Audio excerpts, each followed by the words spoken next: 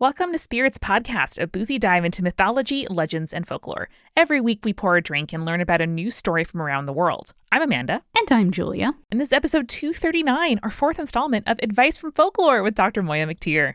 Dr. Moiya, once again answering questions in the form of gods and goddesses that I am super jealous that she's able to channel so well. Well, I feel like both of you just completely bring it every week. And then I talk sometimes about depression and duvets. And really, what more could you want from a new media career? You're very good at giving us lists and homework to do, so I appreciate that. That's true. I assign a lot of homework in this episode, but it's all for the better. So I am so happy that we get to bring you another of the Advice from Folklore episodes. Always so exciting for us to do. And so happy to welcome 3 new patrons to our family. Elliot, Nikki, and Caitlin. Thank you so very much for pledging a little bit of money to support the show each month on Patreon and to get such rewards as recipe cards, alcoholic and non-alcoholic, that Julia makes for every dang episode. Bonus monthly Urban Legends episode, a whole nother one just for you, our patrons at the $4 level and above. Gosh, so good.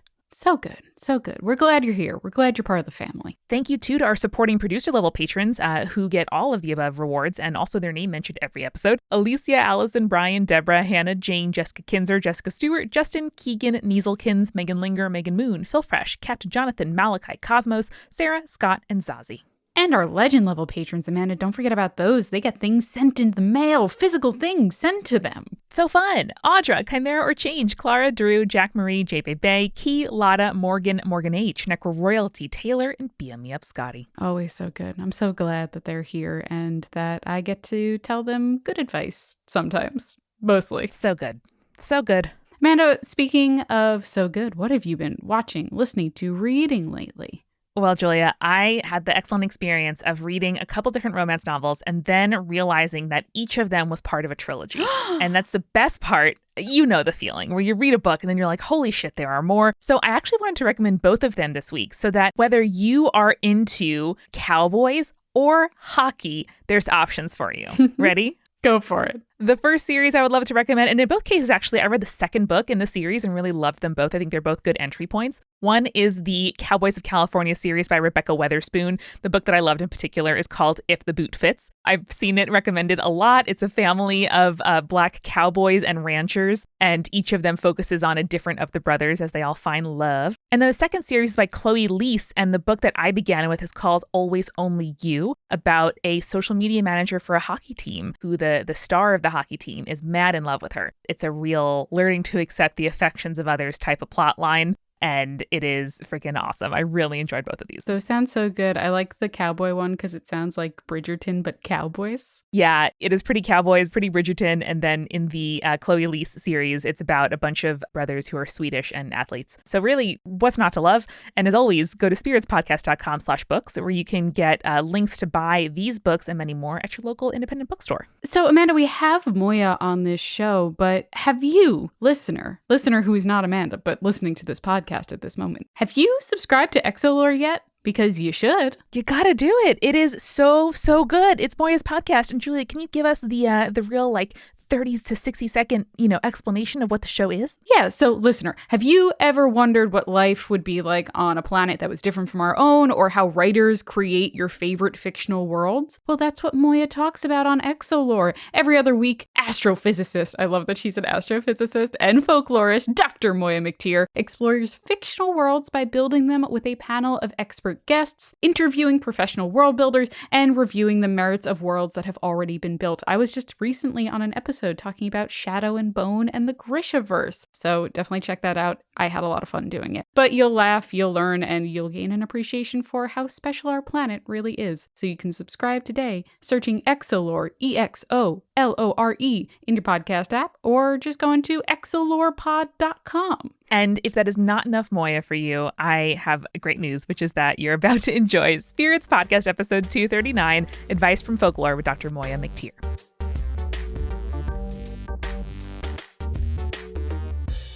It is another season, it's a new month, and still we turn to the gods, to folklore, to myth, to help us find our way. Julia, Moiya, welcome back to Advice from Folklore. Oh, thank you, Amanda. Thank you. So good to be back. Happy to be here. I am so excited to see sort of who offered you advice and what their advice was. So why don't we jump right into it? This question comes from Viv via email about moving out alone. Viv writes, I'm a working adult living at my parents' home and thinking about moving out. I want to have a place to call my own, but still fear the loneliness and silence. I also have a bit of social anxiety, so I'm lukewarm at the idea of being roommates with strangers. Help. I got you. Okay. Child, take a seat by the fire and let me tell you truths as I tend to the hearth. Once, long ago, the first of your family settled in a house. They too were scared and excited and faced a daunting list of chores and responsibilities that would need to be done so that that house would become a home. But that was when I was born, to help ease the burden of the home from their shoulders, to protect their children as they played and the animals in their yard. I did not ask for much in return, a slice of bread, a drizzle of honey, a bowl of milk or vodka. And when they moved, for often they would, to find new fortune, to make room for more children, to change their fates, they would invite me along. So that no matter where they went and who they went with, I would be there to sweep the stairs and keep the chickens in line. And so as you leave the house that was once your home, you do not do so alone. I am there with you, and I bring with us both the memories of your past, the line from which you have come from. A house can be lonely. A home is full of memories and potential. You make the latter into what you want it to be, and I will care for you and whatever home you create. Just leave me a bit of bread and we shall not part. Yours, as always I have been, the Domovoy. Gasp. So the Domovoy, the name quite literally translates to household lord, comes from Slavic traditions, though the Domovoy is not unique, as there are several household spirits that can be found across the world. As a household spirit, the Domovoy protects the well-being of the people that live in the home that it is associated with. They kind of like share in the joys and the sorrows of the family that lives with them, and sometimes they even warn the family of like upcoming death and threats and stuff like that. They are mostly benevolent, especially as long as their household is taken care of, but they can turn on a family if they are not appeased. So, do your chores, keep your house clean, that kind of thing. Usually they're portrayed as these little like clay statuettes that are placed near the door of the house or on the mantelpiece of the fire. In art, they're typically represented as old gray-haired men with flashing eyes, but they've also been known to take on the appearance of household pets like cats and dogs. To please the Domovoy, other than keeping a clean house, you should be making offerings to him, usually something like leftovers or a slice of bread sprinkled with salt. Similarly, and important to this answer from the Domovoy, if a family is thinking about moving into another house, it is considered good practice to offer the Domovoy to come with you, and if building a new home, to make sure to invite the Domovoy to live there as well. So I think the Domovoy is, one, a great person to answer this question for you, and two, I think it kind of reminds you that a house and a home is what you make of it. It can be really, really intimidating to move out on your own for the first time, especially if you're by yourself, but just as much if you're with people that you don't know. Like, going to college was a rough time because I'm not good with people and have big social anxiety, much like you do. And I had a hard time kind of trying to figure out how to make this new place that I was living into some place where I was comfortable. And a big part of that was, bringing comforts from home with me. So I think that things that remind you of home, remind you of your family, remind you of your memories and your ties to the past are a good way to kind of make a house feel like a home or a apartment or a dorm room. I feel like I don't have much advice to add other than, I think one of the benefits of moving out on your own is that you get to know yourself a lot better than you ever would have if you lived with other people. And also there are pets. If that's an option for you, that might help a lot to ease the loneliness and also maybe ease some of your anxiety. I know that my cat Cosmo has definitely helped ease some of my anxiety. For sure. Bless Cosmo. Bless Cosmo. What a good lad. Yes. And I think starting new traditions is also wonderful, whether you are using, some treasured piece or, stuffed animal or your same toothbrush cup that you had in your home that you bring with you, whether it's the same, a little line of continuity like Julia was saying, or something new. Like maybe, you get the first plant that is just yours. Maybe you buy a special new cup to have your morning tea or coffee in. I have still the same teacup that I first used in my dorm room I had like a little single serving Keurig, coffee machine with this one teacup. And I still have it now whenever I need an extra boost or to feel those kinds of, exciting, liberating feelings of being on my own for the first time. Like that is the cup I go to. But establishing those routines will make you feel both grounded in the place that you are and give you opportunities to ask yourself, like, what works for me? What do I want? Would it be really special for me to have a different kind of like bath towel than the one I grew up with? Do I want to switch my shower routine because of either your new roommates or, you're not in the same house and something different will suit you now? It doesn't come easy. And I think that being able to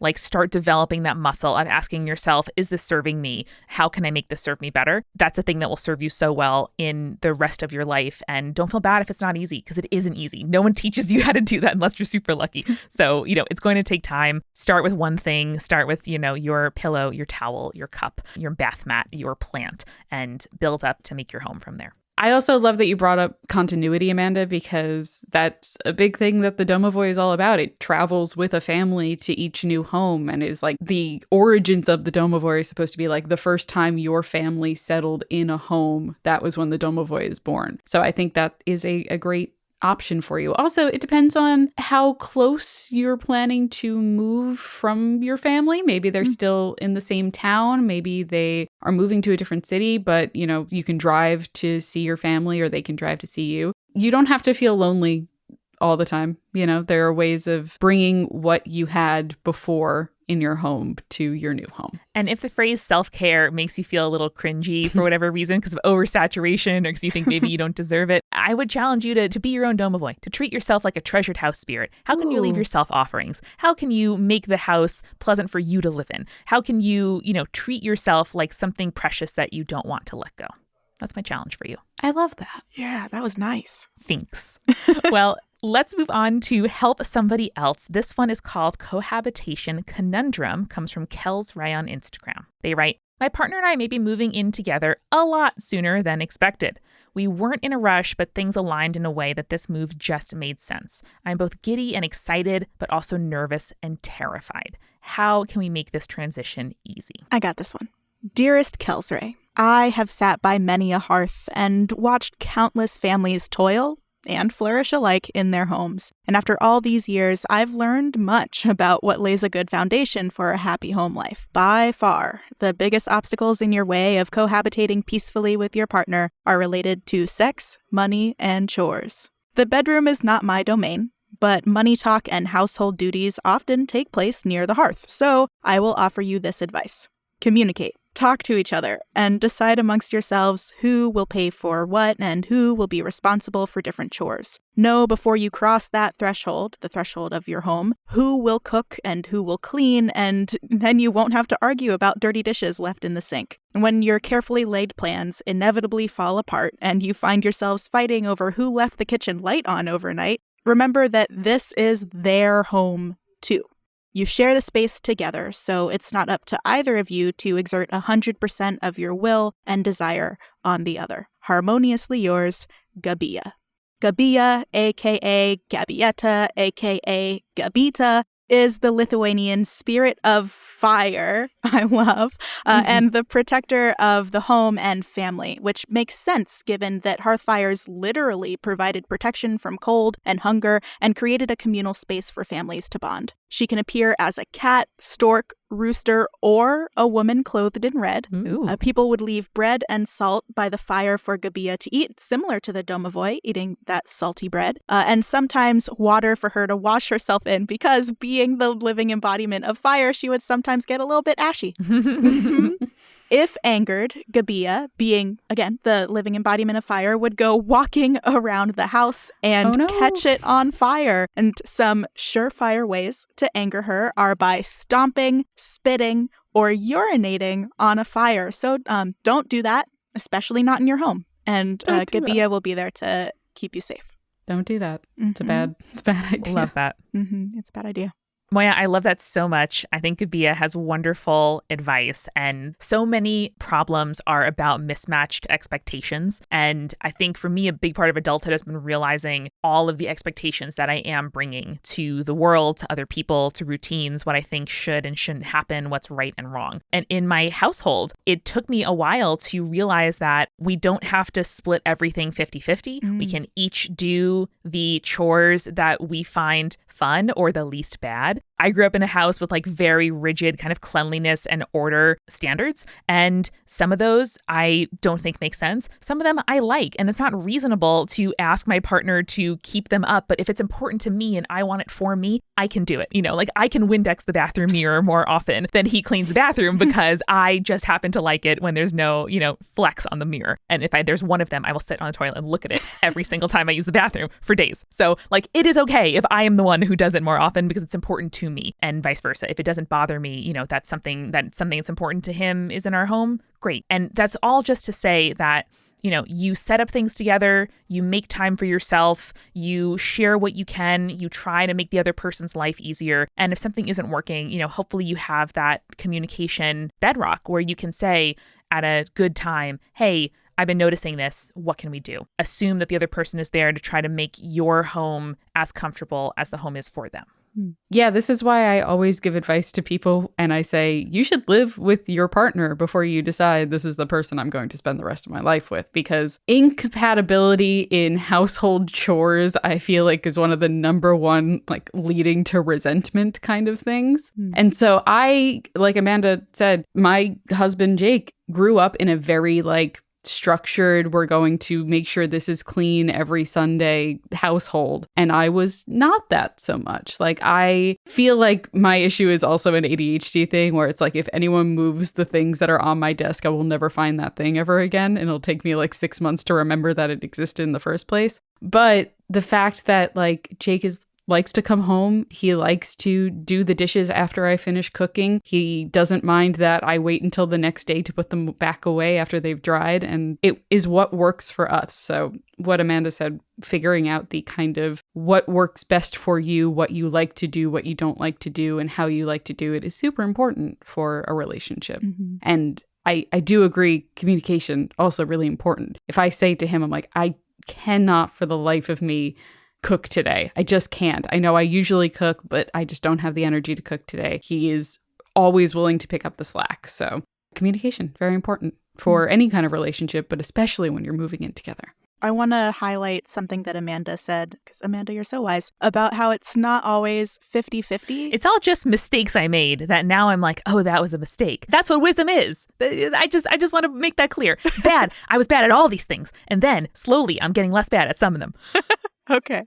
But the 50-50 thing, I think, is really important, especially for me growing up conditioned to do more work around the house and do more of the cooking and cleaning and the money management, like the stereotypical feminine chores around the house. I grew up just being told that I was supposed to do those. And so I rebelled and was like, no, I don't want to be the person to do those in my home. And so I really wanted to make sure that everything was split 50-50 between my fiance and me. And now I've just since learned that it's not always going to be split half and half. Sometimes I'll do more work. Sometimes he'll do more work. And over our lifetime together, that will even out. But in the moment, it can feel like things are unequal and like I'm doing more of the labor in the household. Moiya, I'm so glad to hear you say that. I had that exact same kind of self-consciousness and worry.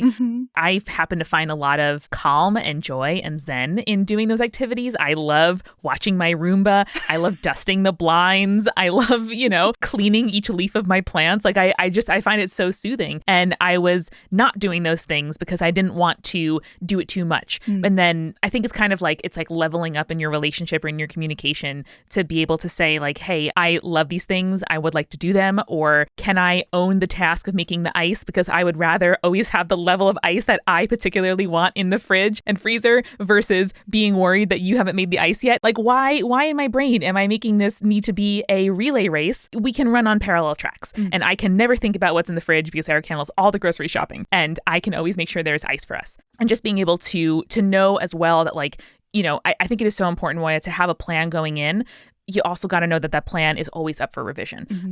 And don't feel badly if the task that you wanted to do or don't want to do, or the day of the week that you thought you guys could do the laundry or whatever, doesn't end up working. You can say like, hey, let's revisit this. This is what I'm thinking. What do you think? Talking is a muscle that you will develop as well. And it's also incredibly joyous. Also, you can have 2 duvets, just putting that out there. If you like to snuggle up in your duvet, you can have 2 duvets and you can still snuggle and have lots of opportunity to touch and enjoy, but you can also have 2 different duvets. And I just want to give you that permission. You can have 2 different kinds of toothpaste. If you guys don't like the same kind of toothpaste, you're allowed. I'm a 2 blanket underneath the duvet kind of person, so individual blankets on both sides, because my knees, they hurt during I feel like I've said sleep. this before, but it is an extremely useful tip. You are allowed to have 2 duvets. No one's stopping you. I will say my mind was a little blown when you said that. I was like, are you sure? I trust you, but okay. You can have 2 duvets. And if you want to snuggle, you just roll under the other duvet. It's great. Well, let's turn now to the to-do list turmoil. This is from Willow on Instagram. How do you work through the moments where you have so much to do that you get overwhelmed and shut down and do none of it, thus creating more stress long term? Ooh, big mood, as they say. All of us were like, yep, we got that.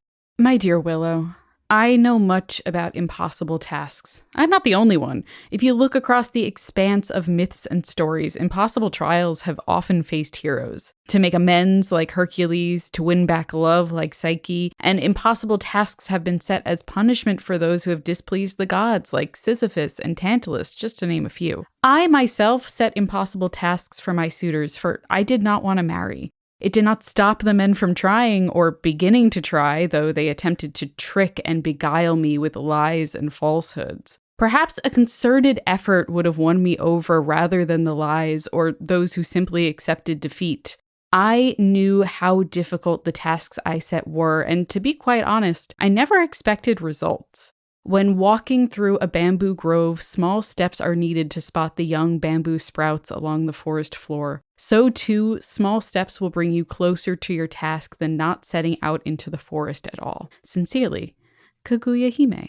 And you might remember Kaguya Hime from our coverage of the Studio Ghibli film The Tale of Princess Kaguya, directed by Isao Takahata. Yes, we got that wrong last time, and we called it a Miyazaki film. I'm sorry, my bad.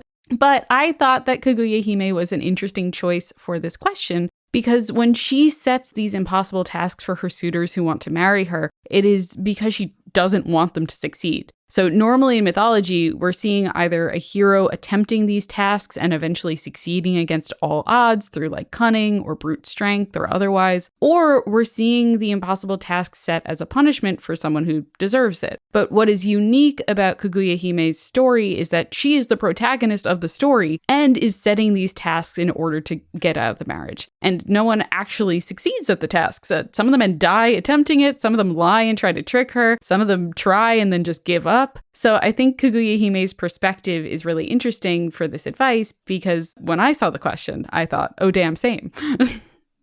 So my advice is going to be similar to Kaguya Hime's. When I know I have a lot of stuff on my plate, I make myself a to-do list for the week and also break it down by day. And then I look at that list and I tell myself, okay, what absolutely needs to get done today? And then I write those down. And then I look at what remains and I think about what can like be put off for another day or two. And I know how much effort those tasks are going to take. So then I can sort those things out without getting the like guilt of not being able to get everything on my list done. If you look at my calendar, it's usually stacked really high on like Mondays and Tuesdays. And I try to leave my Thursdays and Fridays as open as possible, because I know some of those things on the Mondays and Tuesdays are going to fall down the list and end up getting done on Thursday and Friday. So my advice always is find the stuff that needs to absolutely get done, use what energy you have to get those done, and then move the rest of the stuff to when you have more energy and you're not like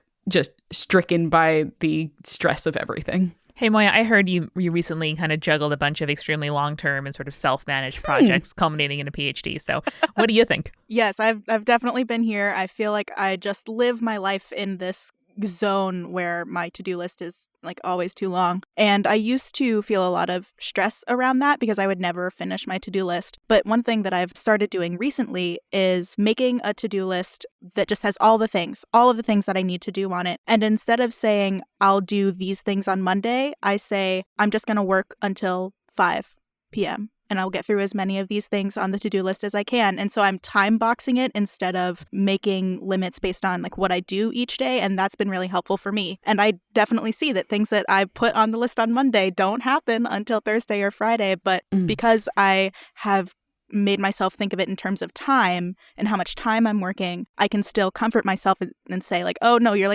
putting in the hours, you're putting in the effort. It's okay. You're not a superhuman. Yeah, I think it's really interesting to see how people look at like tasks and to-do lists. So Moiya, you see time. I think of it as like mental energy that this is going to take for me to do. So like, I don't mind if a project I know is going to take like 3 or 4 hours, but I know it's going to be kind of easy on my brain. I can schedule other things to do for that day. But if it's like something I know I'm going to have to be like really engrossed in, even if it only takes me like 20, 25 minutes, I know that I can't schedule myself other things for that day because my brain is going to be wiped by the end of it, you know?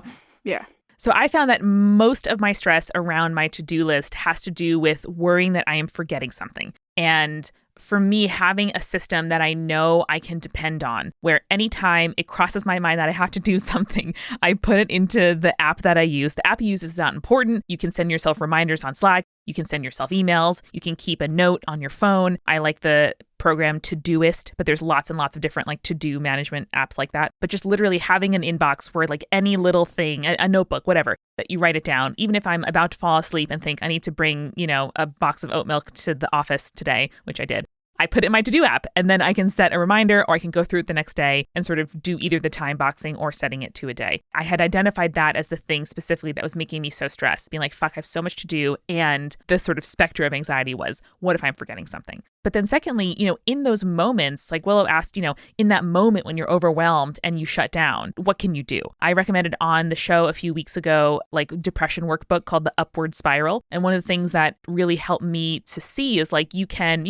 do physical things to try to help change your emotions and your mind. And so something as simple as, walk around the block one time. It doesn't matter if I think it's silly or I think it won't work or I don't want to. I know, grudgingly, I hate it, but it works. I hate that sunlight and exercise and, like being outdoors or talking to someone that I love all helps. They do. Fuck. So I, when I feel myself get overwhelmed, I will, do a little yoga, do a little stretch, go around the block, text my mom, take a picture of my plant. I have an actual Post-it note of things that I can do when I feel those overwhelming moments. The stuff will wait. I'll be back in 5 minutes. Even if I think it won't work, it's worth trying. And then I get to feel superior that it didn't work. But most of the time, guys, it does.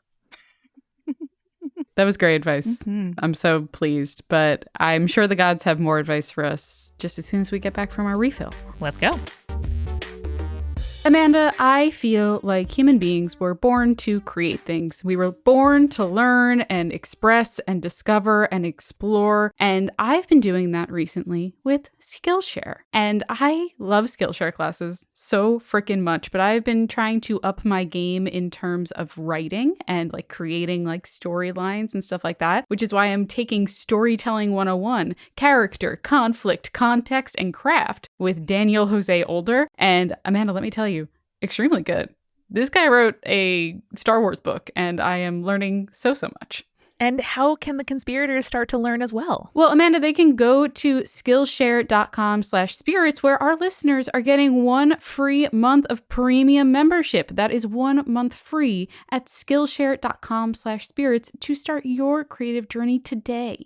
Julia, very often push notifications are nothing but anxiety for me. Someone needs something, an app needs me, a person needs me, an email needs me, and it makes me stressed, which is why I feel like I have kind of hacked myself and my phone by enabling push notifications that remind me to be mindful and to de-stress and take a deep breath and reflect on something I'm grateful for. Lots of really good stuff via the app Calm. We use this as kind of like a mental health checkpoint. The little notification in the Calm app itself, whether I open it when I am taking a walk or taking a lunch break at my desk or, before falling asleep or even first thing in the morning, it asks, how am I feeling today? How did I sleep? How am I feeling about my focus? It's fine to need help, and Calm can provide that support.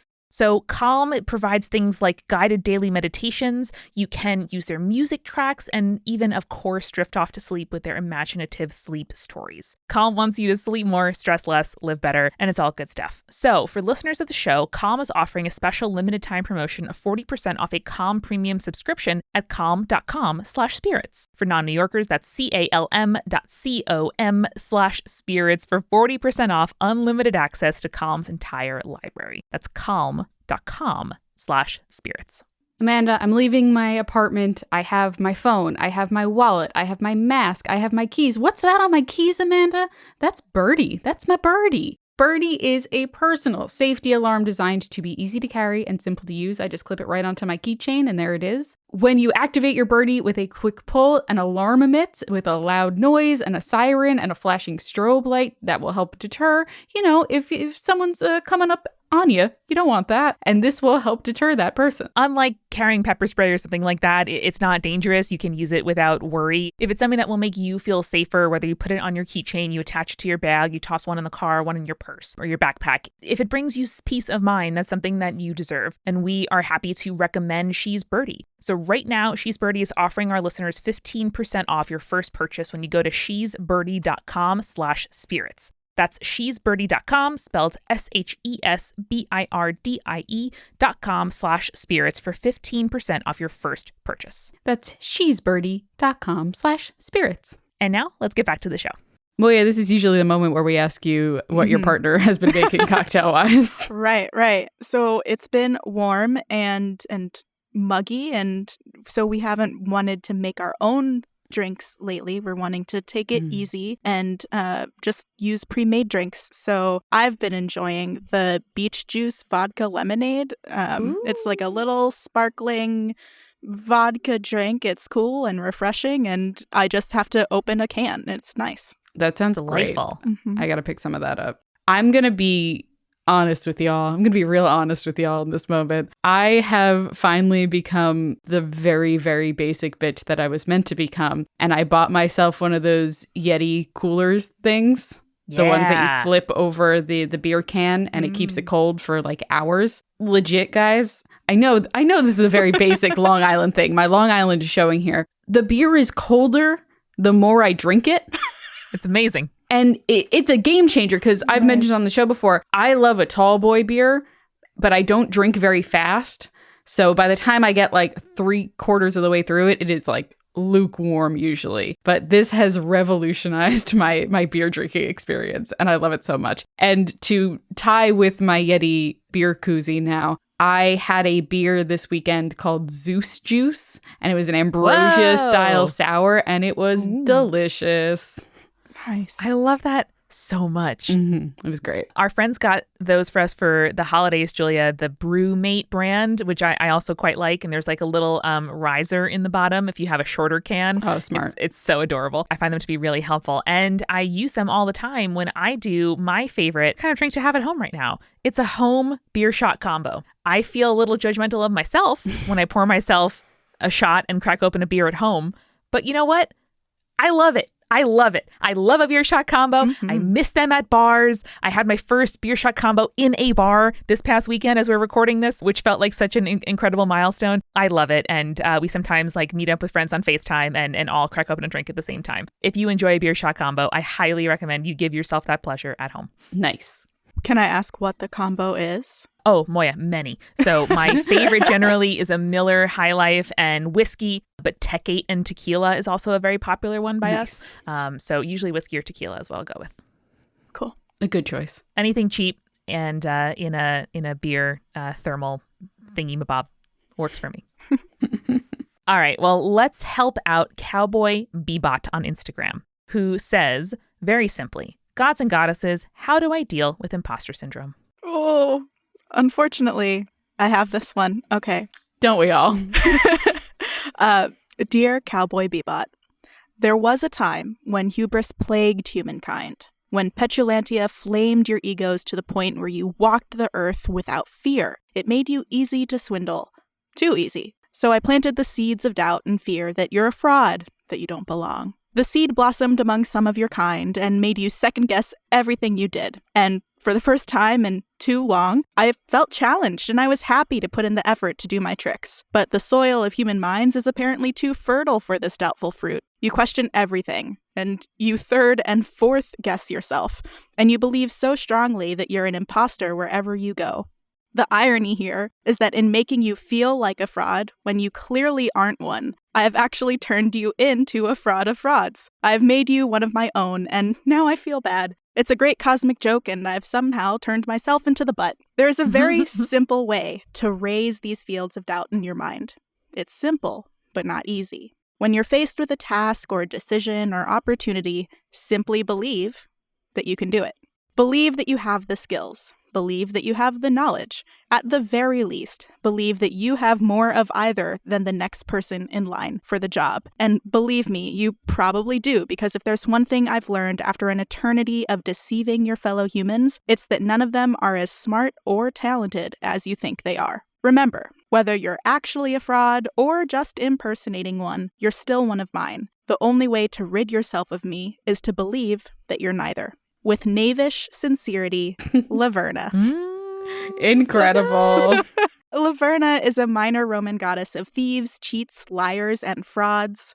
She sounds like my kind of woman. Yeah, I really love her that. already. My girl. Mm-hmm. She had an altar devoted to her on the Aventine Hill, and in one story of Laverna, she bought a piece of land from a priest and swore on her body to build a temple on that land. Instead of doing that, she sold everything of value on the land and left before the priest knew that he had been duped. Laverna then went on to pull a similar trick on a nearby lord, this time swearing on her head that she would grant him some boon. And the priest and the lord complained to the other gods after they found out that they had been tricked, and the gods called Laverna before them to explain her actions. And during this audience, Laverna first made her body disappear and said, "But I have no body to swear on, so I have broken no oath to this priest." She then swapped, disappearing her head so that it was only her body, and she said that she had broken no oath to the Lord. So the other gods laughed at this because it's freaking hilarious. Yeah. But then Jupiter made her fulfill her promises and deemed her a goddess of dishonest and disreputable people. Damn. So it's kind of rude on Jupiter's point, but I love Laverna answering this because I think that it gives us an idea of where imposter syndrome may have come from. This god of tricksters just pulling the ultimate prank on humans and also therefore herself. I don't know how actionable Laverna's advice is, but I have given some workshops and talks on imposter syndrome, and I have developed some ways to fight it myself if you would like to hear them. Of course. Hell yeah. So I am an astronomer, which means it's an acronym because we love acronyms, and the acronym is appropriately STARRY. Going through, it's set realistic goals, talk about both your failures and successes, ask for what you need from the people around you. For me, that was asking for an appropriate advising style from my advisor in grad school. Remember when you're feeling yourself, so put together a little packet full of evidence of when you have done good things, like acceptance letters or nice emails that you get or beautiful things that you write yourself that you really like. So put together that packet. And when all of that inevitably fails, remember that your worth is not defined by your work, because we're not always going to be in a good groove in our work, however you define that. And then the why is to have a year of yes. It doesn't have to be a whole year. It can be whatever amount of time you want. But I did a year of yes for my SciComm work, where for a year I said yes to every professional opportunity that came my way. And for most of them, I didn't think I was qualified. I didn't think I could do it, but I didn't have a choice. I just had to say yes. And so I went through and then I did it. I could put more stuff in my packet of feeling myself, and it just got me more opportunities where I could continue to prove to myself that I could do it. So I think a time of yes is a good way to fight imposter syndrome. Flawless. That's incredible. I can't imagine saying yes to every request and opportunity that comes my way, because I think I would just die. It was a busy year. Yeah, I can imagine. I do really like the T in Starry, the talk about your successes and failures, because that's something that my therapist has recommended several times, where a lot of the times it'd be like, I feel like this. And she's like, okay, look at your past. Is there any reason why you should feel this way given, the successes and failures of your past? And I'm like, no. You got me there, Doc. You got me there. And she's like, uh-huh, all right, cool. So next time you feel that way, just remember all the times you succeeded before that. And the times you failed weren't that bad, were they? And I'm like, no, they weren't that bad. So it's that's a lot of my therapy is just me being like, I feel this way. She's like, you shouldn't. I'm like, okay. These therapists using logic on you. How dare they? Goddamn.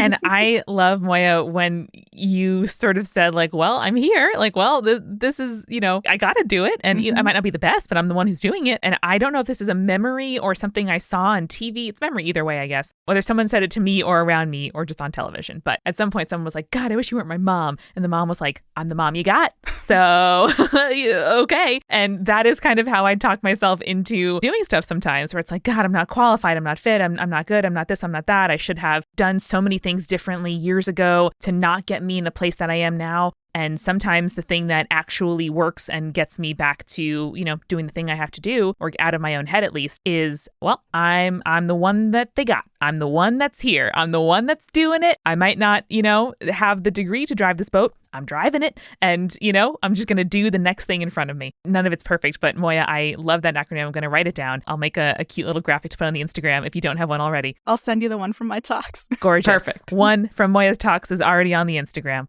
God, I can't wait. I need help with this, and I'm going to keep that in mind. Mm-hmm. I think we all do. We all need help with this. We do. We're all imposters, but we're imposters of imposters. It's like two mirrors staring at each other in my head right now, thinking about how we're fraudulent frauds. One of those infinite bathrooms. Yeah. Yeah. We could harness all of the energy of bouncing back and forth between those mirrors of everyone thinking that we are imposters. We could probably find renewable energy or something. It's true. Yeah. Let's get on that. But first, let's make sure that we help Sincerely, who asked via Instagram, how do you deal with questioning sexuality during Pride, and specifically not having a label to identify with? Sincerely, they didn't have a name for me when I was born, though I hear that they use my name for something now. I have lived with different faces and different names, for my mother was told that I was destined to die in glorious battle. She dipped me in a river to protect me, sent me away to live as a girl, but I could not deny my nature, and so to war I went. They will tell you that I had many lovers, which is true, but only one love drove me to war, to fight, to slay like my love had been slayed. And yes, it did lead to my death. Sometimes that's just how things go. But my death is unimportant in the grand scheme of things. No, the thing that is important, is always important, is how I lived. It does not matter what banner you fight under or how the world sees you. What matters most is the fire that burns within you. Sometimes we can look at that fire and find a name for it instantly. Sometimes that fire has a name that no one has uttered before, because that fire is yours and yours alone, and there is no one else that has something like it. That fire might burn and flicker and change color and shape as you go through life or even from day to day. But it is your flame that burns, and it is there within you. Live with it, let it shine, even if it does not align perfectly with a banner or sigil you have seen before. It is yours, and when the name for it comes to you, if it comes to you at all, it shall still be yours. Yours in arms, Achilles. Fuck yeah. Oh, my hairs on my arms are standing up. Oh, that was nice. So I chose Achilles for this one, because he's probably one of the most blatantly queer characters of mythology. And two, he's also one of the few characters in Greek mythology that kind of touches on aspects of both gender and sexuality, because his mother Thetis hides him among the king of Skeros' Lycomedes' daughters. So Achilles is disguised as a girl. He even uses the name Pyra while he is on the island, which means flame-haired girl. And as you probably know, Achilles had romantic and sexual relationships with several women, but perhaps is most defined in modern day for his relationship with Patroclus. Ancient Greek had no words to kind of differentiate between heterosexuality and homosexuality, according to British scholar Sir Kenneth Dover. If he's wrong, don't quote me on that, I guess. But I think we've talked about on the show that classical Greeks kind of assumed that men would be sexually attracted to both men and women. My point being, though, is like they didn't have titles for it. They didn't have names for it. And I feel like a lot of people, especially during Pride Month, and I feel this to a certain extent, look to kind of put themselves under the banner of like, oh, the bisexual flag, the rainbow flag, the lesbian flag, etc., etc. But you don't have to find that banner for yourself, because like we're lucky that we have these kind of umbrella terms that people enjoy or like, you know, such as gay can be an umbrella term, queer can be an umbrella term. Sexuality is like a super fluid thing, as is gender. Like sometimes I have days where I feel like my gender is just like shrug emoji. Who can say? I think it's just important to know that even if you don't have a word specifically for how you feel and what you are, that doesn't mean that you're any less like welcome at Pride or, you know, belong in the ranks of people who are like you. My challenge for you, sincerely, I'm just issuing challenges. It's a challenge episode. Go forth.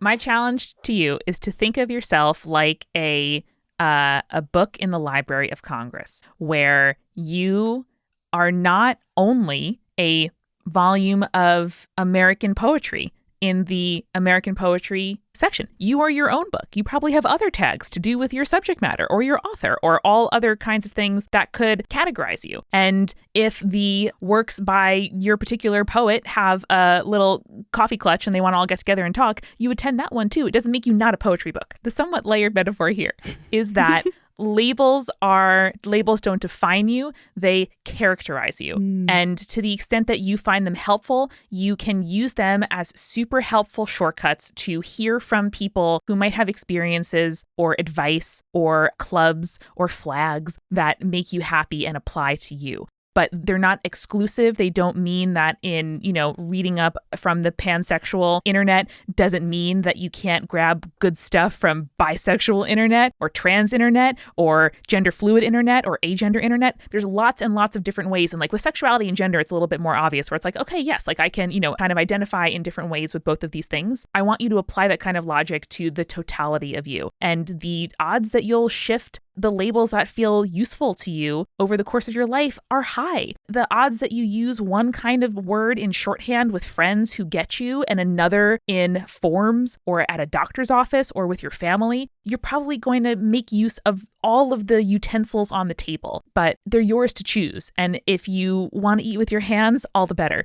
I find search terms to be very exciting. So these are really useful search terms that you can use to tag yourself and categorize yourself at events or on the internet or with your pins and flags, which are basically just signs to other baristas or whatever that like, you know, one of us. So you're one of us regardless. You're one of us if you feel like one of us. And even if the us is something that you're trying to narrow down over time, you're still here. Mm-hmm.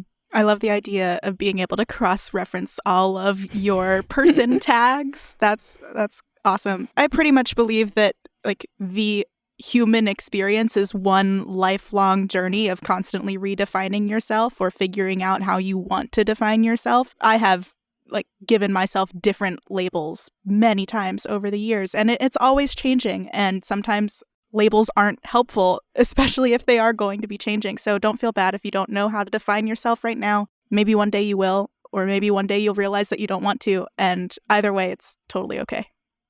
And finally, a problem from Nicola via email that I think all of us have struggled with. Can't stop buying books.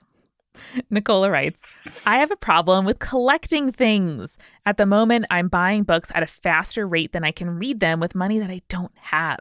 My bookcase is my pride and joy, but I can't seem to stop wanting more. What do I do? All right. Well, with the caveat that books are great. And if I had unlimited money, I would buy unlimited books. Same. Unlimited money and unlimited space. That's my biggest one. The Beauty and the Beast library? Fuck yeah. Sign me up, dude. Absolutely. Yeah. Mm-hmm.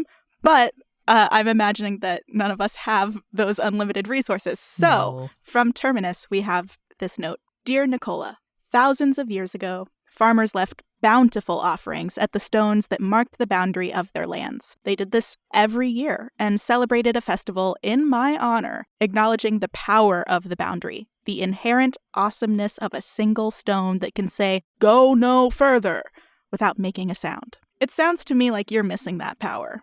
You're missing the boundaries that protect your time and your money and maybe even your space. So build that boundary within yourself. Set aside a certain amount of money every month for books, or limit your reading time to a few hours before bed, and don't buy any more books until you finish what you have. But it's not enough to build the boundaries. You have to strengthen them too. Fortify them over and over again by celebrating their power. Celebrate your power to look at a shiny new book in a store, to smell its tantalizing new book scent, and still say, "You will go no further. I am not taking you home." Respectfully yours, Terminus.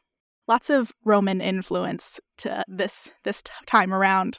Terminus is the Roman god of boundaries, depicted physically through boundary marker stones. Scholars believe that Terminus was introduced as a god by either the first or second ruler of Rome in the 700s BCE, possibly as a way of encouraging belief and respect in boundaries, especially boundaries between private property, because people were starting to have private property that they wanted to protect and keep other people off of. Every February 23rd, or at the end of February, which was the last month in the Roman year for a while until they reconfigured their calendars, Terminus was celebrated in the festival Terminalia, where private landowners would hang decorations, they would sacrifice animals, and they would leave offerings of wine, honey, and other goods at the boundary stone at the edge of their property. Public offerings were also made at stones that marked public boundaries, like the ones on the Via Laurentina that separated Rome from other nearby regions, and there was a Terminus stone in the Temple of Jupiter Optimus Maximus in the Roman Capitolium. Terminus at different points in history was strongly associated with Jupiter and was sometimes seen as another aspect of the sky god. Augurs, and those are those people who would tell fates by releasing birds and seeing the patterns that they flew in. Hell yeah. Great job. Such a fun job. They asked if the stone at the Capitolium could be removed or moved to another spot, and Terminus refused, so the birds said no. So the stone was kept in the temple, and it was actually seen as a good omen, a sign of permanence for the city. So yeah, that's Terminus. He wants us to respect our boundaries if we notice that our boundaries aren't being respected, especially by us. And we're just continuing to spend money that we don't have, or reserve time that we don't have, or buy things to take up space that we don't have. I noticed that Nicola, in her original question, said problem with collecting things, and then at the moment, it's buying books. So I think this is a great time to be like, okay, I read all these books. I like these books. Do I need to read them again at some point? Maybe the answer is, maybe I donate these books. I give them to friends who I think would enjoy them as well. Something like that. Because eventually you're probably going to move on to a next thing that you're collecting that won't be books. And then you'll be like, I have all these books and I don't know what to do with them. Give them away.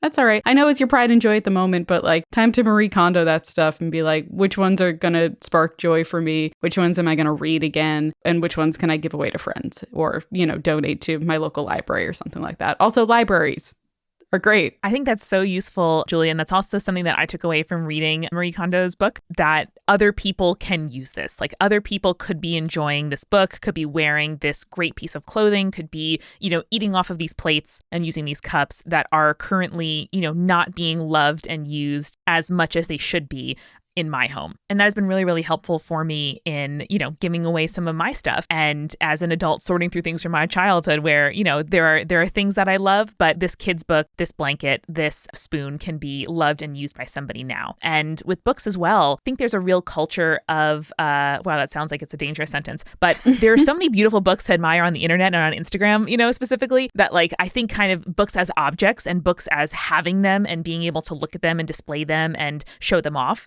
That is totally a legitimate pleasure and part of owning books. But if it's something that is not serving you right now or making you feel inadequate, if there's any kind of thing where you feel like, you're trying to match an expectation or make an Instagram worthy life, that I think can be useful. But if it's not useful for you right now, think about, taking a break. If that's something that you look at a lot of and surround yourself with often, that might help you as you kind of set this new intention and boundary to really love each of the books that you own. Or try, every month to give away 3 books, or set yourself a schedule where at the beginning of every season you drive to the library and donate some books. And that, for me, I have a 1 in, 1 out principle where I've gotten my book collection down to exactly the number that fit on my shelves. And I hate having messy shelves more than I hate not buying books. So I will give away a book for every book that I want to buy and like add to our collection because it becomes a permanent part of our home. And, you know, you move enough times with enough books and you're like, oh, yes, good God. Okay.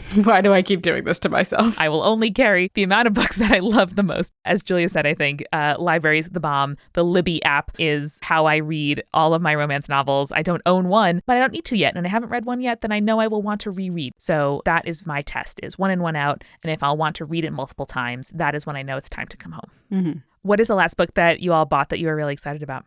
Ooh. Is this dangerous? Yeah, this is a dangerous What's the last book question. you gave away that you were excited about? My grandma buys a ton of like thriller detective books and she reads them. She passes them to me and then I pass them to my aunt. And so we have just a little like choo-choo train of books that my aunt gives to somebody too. It brings me so much joy to be able to read a book that someone else has loved and then give it to someone else knowing that they are so excited to get it. So that's what I try to think when I, bring books to the library or put them out on our stoop and then they're taken, hours later. Someone's very stoked to have that and that makes me happy. Yeah, the current one that is sitting on my couch waiting to get sent to a friend is the one that I actually recommended on the show a couple weeks back, which is Persephone Station. I got like a couple chapters in. I was like, oh man, Misha's going to love this one. I got to send this to Misha. And then finished it. I was like, oh, hell yeah, I'm going to send it to Misha. Nice. I recently got in touch with my like kind of estranged younger brother. I went to his high school graduation and I am planning on sending him The Devil in the White City because he's really into engineering. He's going to college for civil engineering and also likes horror stuff. So I was like, serial killer architecture. Yeah, that's what I'll send him. Oh, he's going to love that. Mm-hmm. What a beautiful selection. That's the perfect pick. And what a lovely way to, to start building or rebuilding or strengthening connections with gifts. Nothing like it. Yeah. Well, Moiya, Julia, thank you so very much. Thank you to all of the gods who have contributed their perspective to our episode today. And everybody out there, I hope that what we've said today helps you out, makes you feel less alone. And remember, if a question comes to you that you could use some advice from Folklore on, hit us up, spiritspodcast.com. And remember, stay creepy. Stay cool.